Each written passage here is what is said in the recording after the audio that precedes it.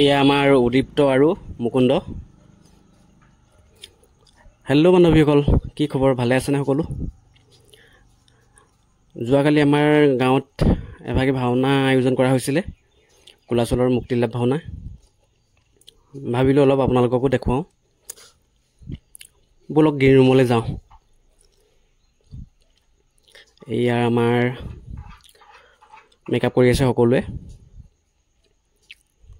বৰ সুন্দৰ মেকআপ কৰে এওঁলোকে। এয়া চাওক আপোনালোকে,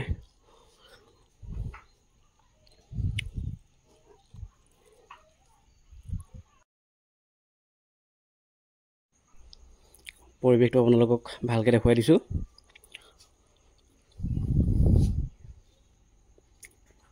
এইফালে চাওক, এই আমাৰ কুলাচল।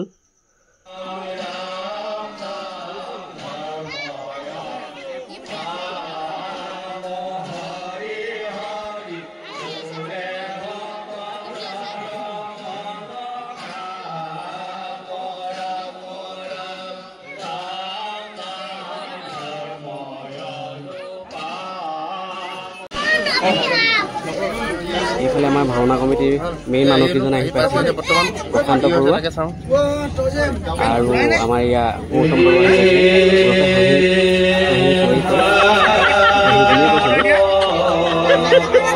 দিনটোত এবাৰ হ'লেও বোলে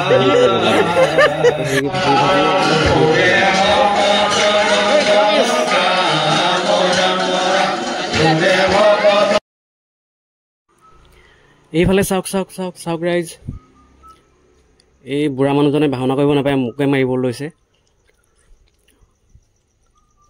এইফালে চাওক, এইফালে চাওক, অলপ ধেমালিহে কৰিলোঁ দেই,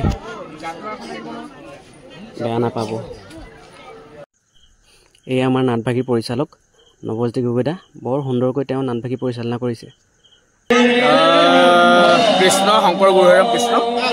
আচলতে আজি দগাঁৱত যিভাগী নাট হয়, দগাঁও, চেলচেলি, মৰাণগাঁও, চাংমাই গাঁও, অহা বছৰে পৰিছিলে, কিন্তু এইবাৰ তেওঁলোকৰ বিপুল দাবীত ভাওনা ভাগ কৰিবলৈ ল'লে আৰু কুলাচলৰ মুক্তি লাভ।